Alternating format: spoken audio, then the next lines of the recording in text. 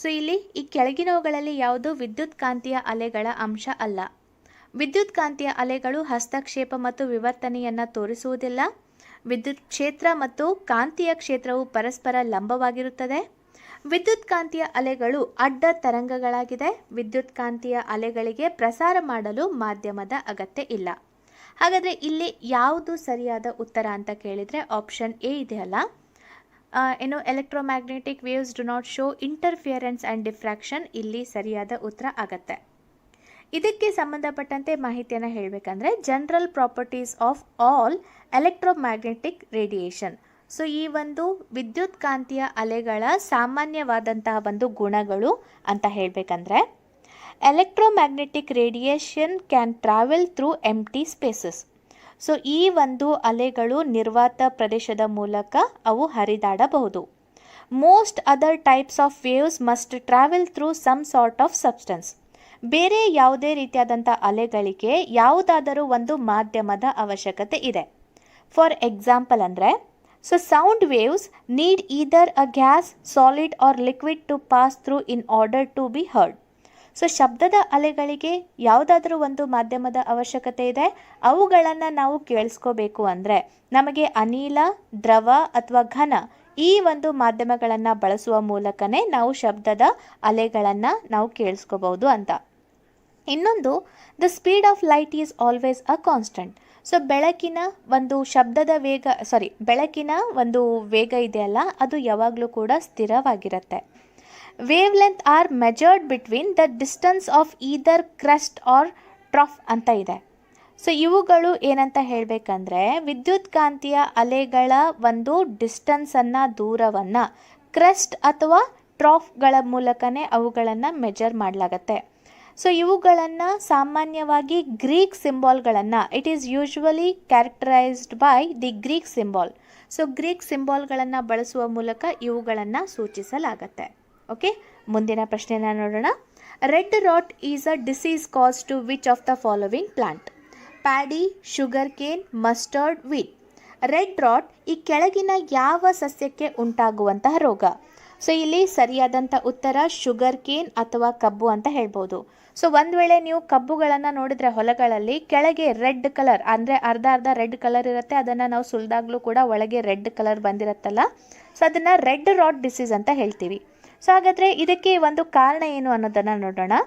Red rot is a degradation process found in vegetable tanned leather ಅಂತ ಹೇಳ್ಬೋದು. So ಇದು ಪ್ರಮುಖವಾಗಿ ಈ ರೀತಿಯಾದಂತಹ ಪದಾರ್ಥಗಳಲ್ಲಿ ಕಂಡು ಬರುವಂತಹ ಒಂದು ಪ್ರಕ್ರಿಯೆ ಅಂತ ಹೇಳ್ಬೋದು. Red dot is caused by prolonged storage or exposure to high relative humidity, environmental pollution and high temperature.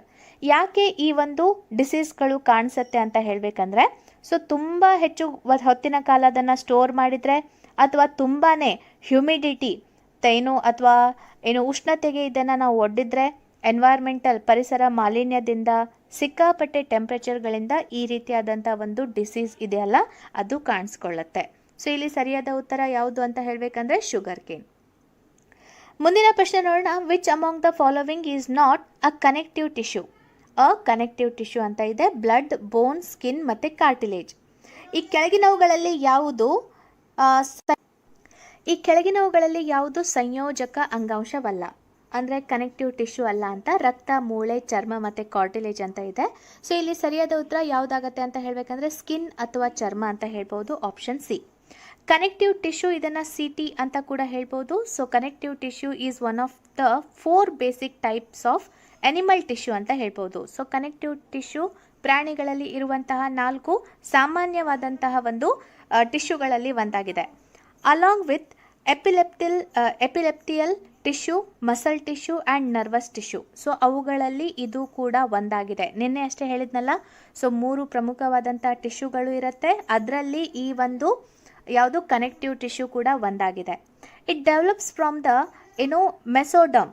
ಇದು ಪ್ರಮುಖವಾಗಿ ಮೆಸೋಡರ್ಮ್ನಿಂದ ಇದನ್ನು ಡೆವಲಪ್ ಮಾಡಲಾಗತ್ತೆ. Connective tissue is found in between other tissues everywhere in the body including the nervous system. So ಈ ಸಂಯೋಜಕ ಅಂಗಾಂಶಗಳು ಇದೆಲ್ಲ ಪ್ರಮುಖವಾಗಿ ಪ್ರತಿಯೊಂದು ನಮ್ಮ ದೇಹದ ಭಾಗದಲ್ಲಿ ಕಾಣಿಸ್ಕೊಳ್ಳುತ್ತೆ, ನಮ್ಮ ನರ್ವಸ್ ಸಿಸ್ಟಮ್ನಲ್ಲಿಯೂ ಕೂಡ. ಅದಕ್ಕೋಸ್ಕರ skin is not a connective tissue. So ಇದು ಸ್ಕಿನ್ ಅಥವಾ ಚರ್ಮ ಇದು ಸಂಯೋಜಕ ಅಂಗಾಂಶ ಅಲ್ಲ. ಸೊ ಆಪ್ಷನ್ ಸಿ ಸರಿಯಾದ ಉತ್ತರ. ಮುಂದಿನ ಪ್ರಶ್ನೆ ನೋಡೋಣ. Which of the following micro organism causes diseases like polio and chicken pox ಅಂತ ಇದೆ. ಈ ಕೆಳಗಿನ ಯಾವ ಸೂಕ್ಷ್ಮ ಜೀವಿ ಪೋಲಿಯೋ ಮತ್ತು ಚಿಕನ್ ಪಾಕ್ಸ್ನಂತಹ ಕಾಯಿಲೆಗಳಿಗೆ ಕಾರಣವಾಗುತ್ತೆ ಅಂತ ಇಲ್ಲಿ ಕೇಳಿದ್ದಾರೆ. Bacteria, protozoa, algae, virus. So ಹಾಗಾದರೆ ಇಲ್ಲಿ ಸರಿಯಾದಂಥ ಉತ್ತರ ವೈರಸ್. ಆಪ್ಷನ್ ಡಿ ಇದೆಯಲ್ಲ ಅದು ಸರಿಯಾಗಿದೆ ಅಂತ ಹೇಳ್ಬೋದು. Viruses are microscopic organism. So ಇವುಗಳು ವೈರಸ್ಗಳು ಇದೆಲ್ಲ ಮೈಕ್ರೋಸ್ಕೋಪ್ಗಳ ಮೂಲಕ ನೋಡಬಹುದಾದಂತಹ ಒಂದು ಜೀವಿಗಳು ಅಂತ ಹೇಳ್ಬೋದು. Various diseases like flu, common cold etcetera are caused by viruses. ಈಗ ತುಂಬಾ ವಿರಳ ಸಾಮಾನ್ಯವಾಗಿರುವಂತಹ ಈ ಫ್ಲೂ ಆಗಿರ್ಬೋದು, ನೆಗಡಿ ಆಗಿರ್ಬೋದು, ಇವೆಲ್ಲ ಇದೆಲ್ಲ ವೈರಸ್ಗಳಿಂದ ನಮಗೆ ಹರಡುತ್ತೆ. Serious diseases like polio and chicken pox are caused by viruses. ಅದೇ ರೀತಿಯಾಗಿ ಈ ಒಂದು ಯಾವುದು ಸೀರಿಯಸ್ ಡಿಸೀಸಸ್ ಆಗಿರುವಂತಹ ಪೋಲಿಯೋ ಆಗಿರ್ಬೋದು, ಚಿಕನ್ ಪಾಕ್ಸ್ ಆಗಿರ್ಬೋದು, ಇವುಗಳು ಕೂಡ ವೈರಸ್ನಿಂದ ಹರಡತ್ತೆ. ಸೊ ಆಪ್ಷನ್ ಡಿ ಸರಿಯಾದ ಉತ್ತರ. ಮುಂದಿನ ಪ್ರಶ್ನೆ. What is the SI unit of frequency? ಆವರ್ತನದ SI ಘಟಕ ಯಾವುದು ಅಂತ ಕೇಳಿದ್ದಾರೆ. ನ್ಯೂಟನ್, ವ್ಯಾಟ್, ಫರಾಡ್ ಮತ್ತು ಹರ್ಟ್ಜ್ ಅಂತ ಇದೆ. ಹಾಗಾದರೆ ಇಲ್ಲಿ ಸರಿಯಾದ ಉತ್ತರ ಆಪ್ಷನ್ ಡಿ ಹರ್ಟ್ಜ್ ಅನ್ನೋದು ಸರಿಯಾಗಿದೆ. The SI unit of frequency is the hertz. XZ ಅನ್ನುವಂತಹ ಒಂದು ಸೂಚನೆಯ ಮೂಲಕ ಸಂಕೇತವನ್ನು ನಾವು ಹರ್ಟ್ಸ್ಗಳಿಗೆ ಬಳಸ್ತೀವಿ. Named after the German physicist Heinrich Hertz. So ಇದನ್ನು ಯಾರ ಹೆಸರಿನ ಮೂಲಕ ಇಡಲಾಯಿತು ಅಂದರೆ, ಸೊ ಇದನ್ನು ಜರ್ಮನ್ನ ಫಿಸಿಸಿಸ್ಟ್ ಆದಂತಹ ಹೆನ್ರಿಚ್ ಹರ್ಟ್ಸ್ ಅವರ ಒಂದು ಹೆಸರಿಗೆ ಈ ಒಂದು SI ಘಟಕವನ್ನು ಇಡಲಾಯಿತು ಅಂತ ಹೇಳ್ಬೋದು. ಸೊ ಇಲ್ಲಿ ಇದೆಯಲ್ಲ, so 1 hertz means that an event repeats 1 per second. So ಇಲ್ಲಿ 1 hertz means that an event repeats once per second ಅಂತ ಇದೆ. And older name for this unit was cycle per second ಅಂತ ಇತ್ತು. ಮೊದಲು ಇದನ್ನು ಹರ್ಟ್ಸನ್ನು CPC ಅಂತ ಕರಿತಾ ಇದ್ರು, CPS ಅಂತ ಕರಿತಾ ಇದ್ರು. CPS ಅಂತ ಹೇಳಬೇಕಂದ್ರೆ ಸೈಕಲ್ಸ್ ಪರ್ ಸೆಕೆಂಡ್ ಅನ್ನೋದು ಕರಿತಾ ಇದ್ರು. ಇವಾಗ ಇದನ್ನು ಹರ್ಟ್ಸ್ ಅಂತ ಕರೀತಾರೆ. ಸೊ ಇದಕ್ಕೆ ಯಾವ ಒಬ್ಬ ಫಿಸಿಸಿಸ್ಟ್ನ ಹೆಸರನ್ನು ಇಡಲಾಗಿದೆ ಅಂದರೆ ಜರ್ಮನ್ನ ಫಿಸಿಸಿಸ್ಟ್ ಹೆನ್ರಿಚ್ ಹರ್ಟ್ಸ್ ಅವರ ಹೆಸರನ್ನು. ಓಕೆ, ಮುಂದಿನ ಒಂದು ಪ್ರಶ್ನೆಯನ್ನು ನೋಡೋಣ. Which of the following are longest cells of the human body? So ಈ ಕೆಳಗಿನವುಗಳಲ್ಲಿ ಯಾವುದು ಮಾನವ ದೇಹದ ಉದ್ದವಾದ ಜೀವಕೋಶಗಳು ಅಂತ ಇಲ್ಲಿ ಕೇಳಿದ್ದಾರೆ. ಸೊ ಪ್ಯಾಂಕ್ರಿಯಾಟಿಕ್ ಸೆಲ್ಸ್, ಆಮೇಲೆ ಎಪಿಥೇಲಿಯಲ್ ಸೆಲ್ಸ್, ನರ್ವ್ ಸೆಲ್ಸ್ ಮತ್ತು ಎಪಿಡರ್ಮಲ್ ಸೆಲ್ಸ್ ಅಂತ ಇದೆ. ಮೆದೋಜೀರಕ ಗ್ರಂಥಿಯ ಕೋಶಗಳು, ಎಪಿಥೆಲಿಯಲ್ ಕೋಶಗಳು, ನರಕೋಶಗಳು, ಎಪಿಡರ್ಮಲ್ ಕೋಶಗಳು ಅಂತ ಇದೆ. ಸೊ ಇಲ್ಲಿ ಸರಿಯಾದಂತಹ ಒಂದು ಉತ್ತರ ಅಂತ ಹೇಳಬೇಕಂದ್ರೆ ನರಕೋಶಗಳು ಅಥವಾ ನರ್ವ್ ಸೆಲ್ಸ್ ಅಂತ ಹೇಳ್ಬೋದು. The longest cell in the human body are neurons ಅಥವಾ ನರ್ವ್ ಸೆಲ್ಸ್ ಅಂತ ಹೇಳ್ಬೋದು. Neurons are the nerve cells from the basic component of the nervous system. ನಮ್ಮ ಒಂದು ನರವ್ಯೂಹ ವ್ಯವಸ್ಥೆಯ ಬೇಸಿಕ್ ಆದಂಥ ಒಂದು ಅಂಶ ಅಂದರೆ ನರಕೋಶಗಳು ಅಂತ ನಾವು ಹೇಳ್ಬೋದು. A typical neuron possesses a cell body called as Soma. ಈ ಒಂದು ನ್ಯೂರಾನ್ಗಳು ಇದೆಲ್ಲ ಪ್ರಮುಖವಾಗಿ ಸೋಮಾ ಅನ್ನುವಂತಹ ಸೆಲ್ ಬಾಡಿಗಳನ್ನು ಅದು ಪೊಸೆಸ್ ಮಾಡುತ್ತೆ. Hair like structure called as dendrites and an exon ಅಂತ. ಸೊ ಇವುಗಳು ಪ್ರಮುಖವಾಗಿ ಈ ಒಂದು ಕೂದಲಿನ ಎಳೆಗಳ ಸ್ಟ್ರಕ್ಚರ್ನಲ್ಲಿ ಇರುತ್ತೆ. ಅವುಗಳನ್ನು ನಾವೇನಂತ ಕರಿತೀವಿ? ಡೆಂಡ್ರೈಟ್ಸ್ ಅಥವಾ ಎಕ್ಸಾನ್ ಅಂತ ಕರಿತೀವಿ. ಓಕೆ, ಸೊ ಡೆಂಡ್ರೈಟ್ಗಳ ಬಗ್ಗೆ ನಿಮಗೆ FD ಎಕ್ಸಾಮ್ನಲ್ಲಿ ಕೇಳಿದ್ರಲ್ಲ, ಸೊ ಅದೆಲ್ಲ ಸಂಬಂಧ ಬರೋದು ಈ ಒಂದು ಕೋಶಗಳಿಗೆ. ಸೊ ಇಲ್ಲಿ ಸರಿಯಾದ ಉತ್ತರ ನರಕೋಶಗಳು. ಮುಂದಿನ ಪ್ರಶ್ನೆಯನ್ನು ನೋಡೋಣ. Which of the following is responsible for giving colour to human skin? ಮಾನವ ಚರ್ಮಕ್ಕೆ ಬಣ್ಣವನ್ನು ನೀಡಲು ಈ ಕೆಳಗಿನವುಗಳಲ್ಲಿ ಯಾವುದು ಕಾರಣವಾಗಿದೆ? ಲುಸಿಫೆರಿನ್, ಹಿಮೋಗ್ಲೋಬಿನ್, ಫ್ಲವೋನೈಡ್ಗಳು ಮತ್ತು ಮೆಲನಿನ್ ಅಂತ ಇದೆ. ನಿಮಗೆಲ್ಲರಿಗೂ ಗೊತ್ತಿರುವ ಹಾಗೆ ಮೆಲನಿನ್ ಇದೆಯಲ್ಲ, ಅದು ಕರೆಕ್ಟ್ ಆದ ಉತ್ತರ. Melanin is the pigment that determine skin colour as well as hair and I colour. So ಇದು ಕೇವಲ ನಮ್ಮ ಸ್ಕಿನ್ ಕಲರ್ ಅಲ್ಲ, ನಮ್ಮ ಕಣ್ಣಿನ ಕಲರ್ ಮತ್ತು ನಮ್ಮ ಕೂದಲ ಕಲರನ್ನು ಕೂಡ ಇದು ಡಿಸೈಡ್ ಮಾಡುತ್ತೆ. It is produced by the skin cells when they are expose to the sun. ಇದು ಯಾವಾಗ ನಮ್ಮ ಒಂದು ಶರೀರ ಸೂರ್ಯನಿಗೆ ಒಡ್ಡತ್ತಲ್ಲ ಆವಾಗ ಇದು ಏನು ಮಾಡುತ್ತೆ, ಈ ಒಂದು it produce by the skin cells, ನಮ್ಮ ಒಂದು ಚರ್ಮದ ಕೋಶಗಳ ಮೂಲಕ ಇವುಗಳು ಉತ್ಪಾದನೆ ಆಗುತ್ತೆ. The more sun exposure the more melanin is produced. ಎಷ್ಟು ಜಾಸ್ತಿ ನಾವು ಸೂರ್ಯನಿಗೆ ನಮ್ಮ ಶರೀರವನ್ನು ಒಡ್ತೀವಲ್ಲ ಅಷ್ಟು ಜಾಸ್ತಿ ಪ್ರಮಾಣದಲ್ಲಿ ಮೆಲನಿನ್ ಅಂಶ ಇದೆಯಲ್ಲ ಅದು ಉತ್ಪಾದನೆ ಆಗತ್ತೆ. ಓಕೆ, ಮುಂದಿನ ಪ್ರಶ್ನೆ ನೋಡೋಣ. Which of the following disease is non communicable in nature. So ಒಬ್ಬರಿಂದ ಒಬ್ಬರಿಗೆ ಹರಡದೇ ಇರುವಂತಹ ಒಂದು ರೋಗ ಯಾವುದು ಅಂತ ಇಲ್ಲಿ ಕೇಳಿದ್ದಾರೆ. ಕಾಲ್ರಾ, ಚಿಕನ್ ಪಾಕ್ಸ್, ಟ್ಯೂಬರೋಕ್ಯುಲೋಸಿಸ್ ಮತ್ತು ಕ್ಯಾನ್ಸರ್ ಅಂತ ಇದೆ. ಇಲ್ಲಿ ಸರಿಯಾದ ಉತ್ತರ ಕ್ಯಾನ್ಸರ್. ಸೊ ಒಬ್ಬರಿಂದ ಒಬ್ಬರಿಗೆ ಹರಡದೇ ಇರುವಂಥದ್ದು NCD ಅಂತ ಕೂಡ ಕರಿತೀವಿ. ಅದೇ ರೀತಿಯಾಗಿ ನಾನ್ ಕಮ್ಯುನಿಕೇಬಲ್ ಡಿಸೀಸಸ್ ಅಂತ ಕರಿತೀವಿ. So NCDs are those conditions that are usually not passed on from one affected person to the others but are caused as a direct result of lifestyle and environmental factors. Cancer is a non communicable disease. So ನೋಡಿ, NCD ಇದು ಪ್ರಮುಖವಾಗಿ ಒಬ್ಬರಿಂದ ಒಬ್ಬರಿಗೆ ಹರಡುವಂತಹ ಒಂದು ರೋಗ ಅಲ್ಲ, ಆದರೆ ವಾತಾವರಣದ ಒಂದು ಪ್ರಮಾಣದಿಂದಾಗಿ ಅಫೆಕ್ಟ್ನಿಂದಾಗಿ ಆಗಿರ್ಬೋದು ಅಥವಾ ಡೈರೆಕ್ಟಾಗಿ ನಮ್ಮ ಬಾಡಿ ಮೇಲೆ ಆಗುವಂತಹ ಒಂದು ಅಫೆಕ್ಟ್ನಿಂದಾಗಿ ಬರುವಂತಹ ರೋಗಗಳು. ಸೊ ಇದರಲ್ಲಿ ಈ ಒಂದು ಯಾವುದು ಕ್ಯಾನ್ಸರ್ ಇದೆಯಲ್ಲ ಅದು ಕಮ್ಯುನಿಕೇಬಲ್, ನಾನ್ ಕಮ್ಯುನಿಕೇಬಲ್ ಡಿಸೀಸ್ ಅಂತ ಹೇಳ್ಬೋದು. ಓಕೆ, ಒಬ್ಬರಿಂದ ಒಬ್ಬರಿಗೆ ಹರಡಲ್ಲ. ಮುಂದಿನ ಪ್ರಶ್ನೆ, electric motor converts dash to mechanical energy ಅಂತ ಇದೆ. ಇಲ್ಲಿ ಡ್ಯಾಶ್ ಅನ್ನೋದು ಅದು ಮಿಸ್ ಆಗಿಬಿಟ್ಟಿದೆ. So electric motor converts dash to mechanical energy, sound, mechanical, chemical, electrical. Electric motor dash ಅನ್ನು ಯಾಂತ್ರಿಕ ಶಕ್ತಿಗೆ ಪರಿವರ್ತಿಸುತ್ತೆ. ಧ್ವನಿ, ಯಾಂತ್ರಿಕ, ರಾಸಾಯನಿಕ ಮತ್ತು ವಿದ್ಯುತ್ ಅಂತ ಇದೆ. ಸೊ ಇಲ್ಲಿ ಸರಿಯಾದ ಉತ್ತರ ಎಲೆಕ್ಟ್ರಿಕಲ್ ಅಥವಾ ಆಪ್ಷನ್ ಡಿ ವಿದ್ಯುತ್ ಸರಿಯಾದ ಉತ್ತರ. An electric motor is an electrical machine that converts electrical energy into mechanical energy. So ಇದು ಇದೆಲ್ಲ ಪ್ರಮುಖವಾಗಿ ಎಲೆಕ್ಟ್ರಿಕಲ್ ಎನರ್ಜಿಯನ್ನು ಮೆಕ್ಯಾನಿಕಲ್ ಎನರ್ಜಿಯಾಗಿ ಕನ್ವರ್ಟ್ ಮಾಡೋದು ನಮ್ಮ ಎಲೆಕ್ಟ್ರಿಕ್ ಮೋಟಾರ್ ಅಂತ ಇಲ್ಲಿ ಮಾಹಿತಿಯನ್ನು ಕೊಟ್ಟಿದ್ದಾರೆ. ಸೊ ಆಪ್ಷನ್ ಡಿ ಸರಿಯಾದ ಉತ್ತರ. ಮುಂದಿನ ಪ್ರಶ್ನೆ, what are the two kinds of ಒಂದು ನಿಮಿಷ okay sorry so what are the two kinds of rotatory motion. So ಇಲ್ಲಿ ಸ್ಪೇಸ್ ಬರಬೇಕಾಗಿತ್ತು. What are the two kinds of rotatory motion? Spin and vibrational motion, spin and orbital motion, spin and translatory motion, spin and projectile motion ಅಂತ ಇದೆ. ಆವರ್ತಕ ಚಲನೆಯ ಎರಡು ವಿಧಗಳು ಯಾವುದು? Spin ಮತ್ತು ಕಂಪನ ಚಲನೆ. ಸ್ಪಿನ್ ಅಂದರೆ ಇದು ಬಾಲ್ ತಿರುಗತ್ತಲ್ಲ, ಸೊ ತಿರುಗೋದು ಅಂತ ಹೇಳ್ಬೋದು. ಸ್ಪಿನ್ ಅನ್ನೋದನ್ನು ಕನ್ನಡದಲ್ಲಿ ಅರ್ಥ ಮಾಡಿಸ್ತಾ ಇದ್ದೀನಿ. ಸ್ಪಿನ್ ಮತ್ತು ಕಕ್ಷೀಯ ಚಲನೆ, ಸ್ಪಿನ್ ಮತ್ತು ಅನುವಾದ ಚಲನ, ಸ್ಪಿನ್ ಮತ್ತು ಉತ್ಪ್ರೇಕ್ಷಕ ಚಲನೆ ಅಂತ ಇದೆ. ಹಾಗಾದರೆ ಇಲ್ಲಿ ಈ ರೋಟರಿ ಮೋಷನ್ ಇದೆಯಲ್ಲ ಯಾವ ರೀತಿಯಾದಂಥ ಒಂದು ಚಲನೆ ಆಗಿದೆ ಅಂತ ಇಲ್ಲಿ ಕೇಳ್ತಾ ಇದ್ದಾರೆ. ಸೊ ಇಲ್ಲಿ ಸರಿಯಾದ ಉತ್ತರ spin and orbital motion, spin ಮತ್ತು ಕಕ್ಷೀಯ ಚಲನೆ ಸರಿಯಾದ ಉತ್ತರ. A rotation is a circular movement of an object around a centre of rotation. A three-dimensional object can always be rotated around an infinite number of imaginary lines called rotation axis. If the axis passes through the body's center of mass, the body is said to rotate upon itself or spin.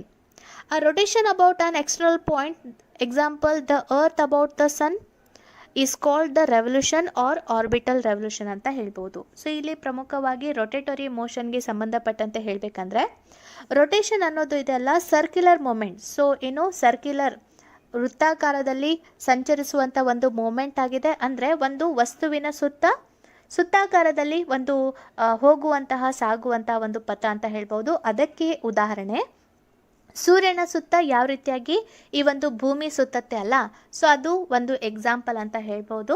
So ಇಲ್ಲಿ ಆವರ್ತಕ ಚಲನೆ ಪ್ರಮುಖವಾಗಿ spin ಮತ್ತು ಕಕ್ಷೀಯ ಚಲನೆಗೆ ಇದು ಸಂಬಂಧ ಬರುತ್ತೆ. ಮುಂದಿನ ಪ್ರಶ್ನೆ ನೋಡೋಣ. Axillary bud develops into which of the following part of the plant. So ಸಹಾಯಕ ಮೊಗ್ಗು ಸಸ್ಯದ ಕೆಳಗಿನ ಯಾವ ಭಾಗಕ್ಕೆ ಬೆಳೆಯುತ್ತೆ ಅಂತ ಇಲ್ಲಿ ನಿಮಗೆ ಕೇಳಿದ್ದಾರೆ. ಸೊ ಫ್ರೂಟ್, ಲೀಫ್, ಬ್ರಾಂಚ್ ಮತ್ತು ರೂಟ್ಸ್, ಹಣ್ಣು, ಎಲೆ, ಅವುಗಳ ಶಾಖೆಗಳು ಅಥವಾ ಬೇರುಗಳಲ್ಲಿ ಅಂತ ನಿಮಗೆ ಕೇಳಿದ್ದಾರೆ. ಸೊ ಹಾಗಾದರೆ ಇಲ್ಲಿ ಸರಿಯಾದ ಉತ್ತರ ಬ್ರಾಂಚ್ ಅಂತ ಇದೆಯಲ್ಲ, ಆಪ್ಷನ್ ಸಿ ಅದು ಸರಿಯಾದ ಉತ್ತರ. The axillary bud is an embryonic shoot located in the axil of a leaf ಅಂತ ಹೇಳ್ಬೋದು. ಸೊ ಇದು ಪ್ರಮುಖವಾಗಿ ಎಲ್ಲಿ ಅಸ್ತಿತ್ವದಲ್ಲಿ ಇರುತ್ತೆ ಅಂದರೆ ಸೊ ಲೀಫ್ಗಳ ಭಾಗದಲ್ಲಿ ಇರುತ್ತೆ. Each bud has the potential to form shoots and may be specialized in producing either vegetative shoots or reproductive shoots. So ಇಲ್ಲಿ ಇದೆಲ್ಲ ಪ್ರಮುಖವಾಗಿ ಪ್ರತಿಯೊಂದು ಬಡ್ ಅಥವಾ ಮೊಗ್ಗು ಇದೆಯಲ್ಲ ಇದು ಶೂಟ್ಗಳನ್ನು, ಶೂಟ್ಸ್ಗಳನ್ನು ಕನ್ನಡದಲ್ಲಿ ವರ್ಡ್ ಒಂದು ನಿಮಿಷ ನಾನು ಹುಡುಕಿ ಹೇಳ್ತೀನಿ. ಓಕೆ, ಸೊ ಶೂಟ್ಸ್ ಅಂತ ಹೇಳಬೇಕಂದ್ರೆ ಚಿಗುರುಗಳು ಇರುತ್ತಲ್ಲ, ಅವುಗಳನ್ನು ನಾವು ಶೂಟ್ಸ್ ಅಂತ ಹೇಳ್ತೀವಿ. ಸೊ ಪ್ರತಿಯೊಂದು ಮಗು ಇದೆ ಅಲ್ಲ, ಸೊ ಅವುಗಳಿಗೆ ಏನು ಒಂದು ಸಾಮರ್ಥ್ಯ ಇದೆ ಅಂದರೆ, ಇವುಗಳು ಶೂಟ್ಸ್ಗಳನ್ನು ಅಥವಾ ಚಿಗುರುಗಳನ್ನು ಪ್ರೊಡ್ಯೂಸ್ ಮಾಡುವ, ಉತ್ಪಾದನೆ ಮಾಡುವ ಸಾಮರ್ಥ್ಯವನ್ನು ಹೊಂದಿದೆ. ಅದರಲ್ಲಿ ಇನ್ನೂ ಸ್ಪೆಷಲೈಸ್ಡ್ ಆಗಿದೆ ಯಾವುದರಲ್ಲಿ ಅಂತ ಹೇಳಬೇಕಂದ್ರೆ, ಈ ವೆಜಿಟೇಟಿವ್ ಶೂಟ್ಸ್ ಅಂದರೆ ಸ್ಟೆಮ್ ಆಗಿರ್ಬೋದು, ಬ್ರಾಂಚಸ್ ಆಗಿರ್ಬೋದು. ಸೊ ಅಂದರೆ ಈ ಸ್ಟೆಮ್ ಅಂದರೆ ಗೊತ್ತಲ್ಲ ನಿಮಗೆ. ಸೊ ಸ್ಟೆಮ್ ಆಗಿರ್ಬೋದು, ಅದೇ ರೀತಿಯಾಗಿ ಶಾಖೆಗಳು ಆಗಿರ್ಬೋದು, ಅವುಗಳನ್ನು ನಾವು ವೆಜಿಟೇಟಿವ್ ಶೂಟ್ಸ್ ಅಂತ ಕರಿತೀವಿ. ಅದೇ ರೀತಿಯಾಗಿ ರೀಪ್ರೊಡಕ್ಟಿವ್ ಶೂಟ್ಸ್ ಅಂದರೆ ಈಗ ಫ್ಲವರ್ಗಳು ಬರುತ್ತಲ್ಲ, ಸೊ ರೀಪ್ರೊಡಕ್ಟಿವ್ ಶೂಟ್ಸ್ಗಳು ಅಂತ ಅವುಗಳನ್ನು ಕರಿತೀವಿ. ಸೊ ಪ್ರಮುಖವಾಗಿ ಬಡ್ಗಳು ಈ ಎರಡನ್ನ ಉತ್ಪಾದನೆ ಮಾಡೋದ್ರಲ್ಲಿ ಸ್ಪೆಷಲೈಸ್ಡ್ ಆಗಿರುತ್ತೆ. ಸೊ ಅದಕ್ಕೋಸ್ಕರ ಇಲ್ಲಿ ಸರಿಯಾದಂಥ ಉತ್ತರ ಶಾಖೆ, ಆಪ್ಷನ್ ಸಿ, ಬ್ರಾಂಚ್. ಈ ಕೆಳಗಿನವುಗಳಲ್ಲಿ ಯಾವುದನ್ನು ಸಾಗಿಸಲು ಝೈಲಮ್ ಸಹಾಯ ಮಾಡುತ್ತೆ ಅಂತ ಇಲ್ಲಿ ನಿಮಗೆ ಪ್ರಶ್ನೆಯನ್ನು ಕೇಳಿದ್ದಾರೆ. So xylem helps in transportation of which of the following ಅಂತ ಇದೆ. Food, water, nutrients, both food and water. ಆಹಾರ, ನೀರು, ಪೋಷಕಾಂಶಗಳು, ಆಹಾರ ಮತ್ತು ನೀರು ಎರಡು ಅಂತ ಇದೆ. ನಿಮಗೆಲ್ಲರಿಗೂ ಗೊತ್ತಿರುವ ಹಾಗೆ ನೀರು, ವಾಟರ್ ಇದೆಯಲ್ಲ ಝೈಲಮ್, ಸೊ ಅದು ಸಾಗಣೆ ಮಾಡೋದು ಯಾವುದು, ನೀರು ಅಂತ ಹೇಳ್ಬೋದು. So xylem is one of the two types of transport tissues in vascular plant. So phloem being the other. So ಇಲ್ಲಿ ಪ್ರಮುಖವಾಗಿ ನಮ್ಮ ಈ ಒಂದು ಪ್ಲಾಂಟ್ಸ್ಗಳಲ್ಲಿ ಸಾಗಿಸುವಂತಹ ಪ್ರಮುಖವಾದ ಅಂಶಗಳು ಎರಡಿದೆ. ಒಂದು xylem, ಇನ್ನೊಂದು phloem. ಸೊ ಈ phloem ಮತ್ತು xylem ಎರಡನ್ನ ಕೂಡ ನಿಮಗೆ ಈಗಾಗಲೇ ಬಹಳ ಸಲ ಎಕ್ಸಾಮ್ನಲ್ಲಿ ಕೇಳಿದ್ದಾರೆ. ಈ xylemನ ಒಂದು ಪ್ರಾಥಮಿಕ ಕಾರ್ಯ ಏನಂತ ಹೇಳಬೇಕಂದ್ರೆ ಟ್ರಾನ್ಸ್ಪೋರ್ಟ್ ವಾಟರ್. ಸೊ ಇವುಗಳನ್ನು ಬೇರುಗಳಿಂದ ಬೇರೆ ಬೇರೆ ಶಾಖೆಗಳಿಗೆ ನೀರನ್ನು ಸಾಗಿಸೋದು ಮತ್ತು ಎಲೆಗಳಿಗೆ ನೀರನ್ನು ಸಾಗಿಸೋದು, ಅದೇ ರೀತಿಯಾಗಿ ಕೆಲವೊಂದು ನ್ಯೂಟ್ರಿಯೆಂಟ್ಸ್ಗಳನ್ನು ಕೂಡ ಸಾಗಿಸುವ ಕಾರ್ಯವನ್ನು ಯಾವ್ದು ಮಾಡುತ್ತೆ, xylem ಮಾಡುತ್ತೆ. So xylem is one of the two types of transport tissues in vascular plant, phloem being the other. The basic function of xylem is to transport water from roots to shoots and leaves, but it also transport some nutrients ಅಂತ ಹೇಳ್ಬೋದು. So ಇಲ್ಲಿ ನೀರು, ಅದರೊಂದಿಗೆ ಕೆಲವೊಂದು ನ್ಯೂಟ್ರಿಯೆಂಟ್ಸ್ಗಳನ್ನು ಕೂಡ ಬೇರಿನಿಂದ ಸಸ್ಯದ ಬೇರೆ ಬೇರೆ ಭಾಗಗಳಿಗೆ ಅದು ಟ್ರಾನ್ಸ್ಪೋರ್ಟ್ ಮಾಡುತ್ತೆ. So who proposed 5 kingdom classification. So 5 ರಾಜ್ಯ ವರ್ಗೀಕರಣವನ್ನು ಯಾರು ಪ್ರಸ್ತಾಪ ಮಾಡಿದ್ರು ಅಂತ ಇಲ್ಲಿ ನಿಮಗೆ ಕೇಳಿದ್ದಾರೆ. Ernst mayor, RH Whittaker, MW ಬಿಜ್ರಿಂಗ್, DI ಇವನೋಸ್ಕಿ ಅಂತ ಇದೆ. ಹಾಗಾದರೆ ಇಲ್ಲಿ ಸರಿಯಾದ ಉತ್ತರ ಅಂತ ಹೇಳಬೇಕಂದ್ರೆ ಆಪ್ಷನ್ ಬಿ, RH ವಿಟೇಕರ್ ಅಂತ ಹೇಳ್ಬೋದು. The 5 kingdom classification was proposed by RH Whittaker in 1969. So ಇವರಿಂದ ಈ ಒಂದು ಕ್ಲಾಸಿಫಿಕೇಶನನ್ನು ಅಥವಾ ವರ್ಗೀಕರಣವನ್ನು 1969ರಲ್ಲಿ ಮಾಡಲಾಯಿತು. The 5 kingdoms were formed on the basis of characteristics such as cell structure, mode of nutrition, source of nutrition and body organisation. So ಈ ಶಾಖೆಗಳನ್ನು ಅಥವಾ ವರ್ಗೀಕರಣವನ್ನು ಮಾಡಲಿಕ್ಕೆ ಪ್ರಮುಖವಾಗಿ ಯಾವುದನ್ನು ಅವರು ಆಧಾರವಾಗಿ ಇಟ್ಕೊಂಡ್ರು ಅಂದರೆ ಬೇಸಿಸ್ ಯಾವ್ಯಾವ ರೀತಿಯಾದಂಥ ಒಂದು ಆಧಾರಗಳು, ಕ್ಯಾರೆಕ್ಟರಿಸ್ಟಿಕ್ಸ್ ಅಂತ ಹೇಳಬೇಕಂದ್ರೆ ಸೆಲ್ ಸ್ಟ್ರಕ್ಚರ್.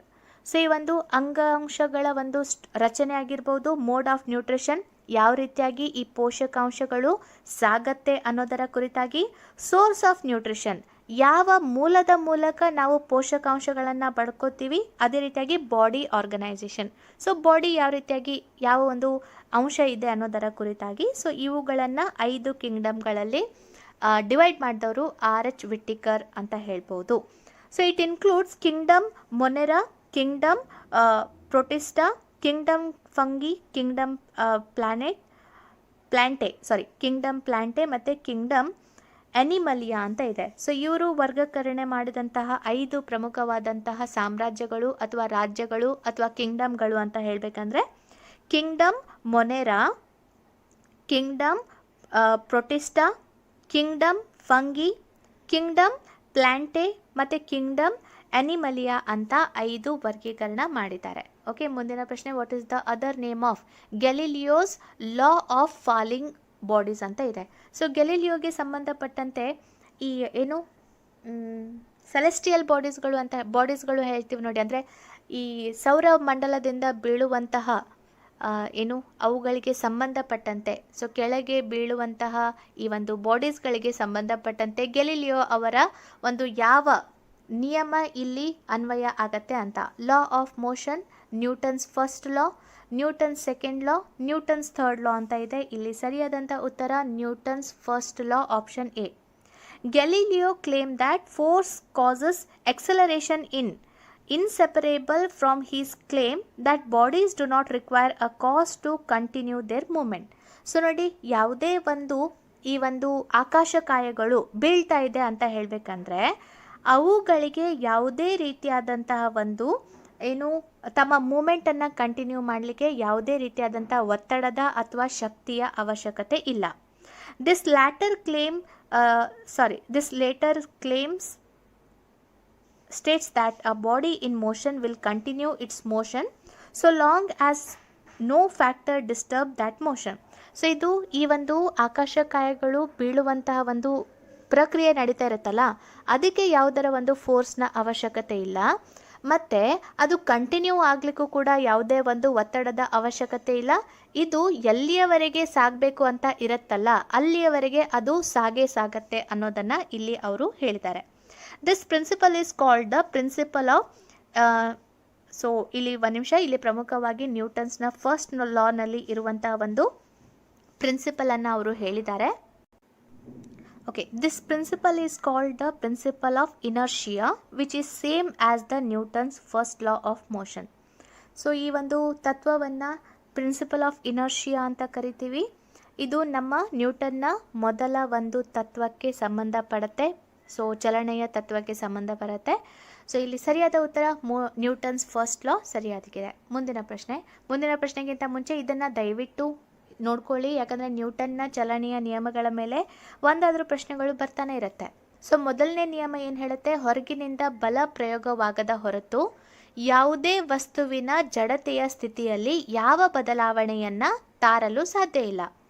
ಎರಡನೇ ನಿಯಮ, ಚರಮೌಲ್ಯದ ಅಥವಾ ಮೊಮೆಂಟಮ್ ಬದಲಾವಣೆಯ ದರವು ಪ್ರಯೋಗಿಸಲ್ಪಟ್ಟ ಬಲಕ್ಕೆ ನೇರ ಅನುಪಾತದಲ್ಲಿ ಇರುತ್ತೆ ಹಾಗೂ ವಸ್ತುವು ಬಲದ ದಿಕ್ಕಿನಲ್ಲಿಯೇ ಚಲಿಸಲು ತೊಡಗುತ್ತದೆ.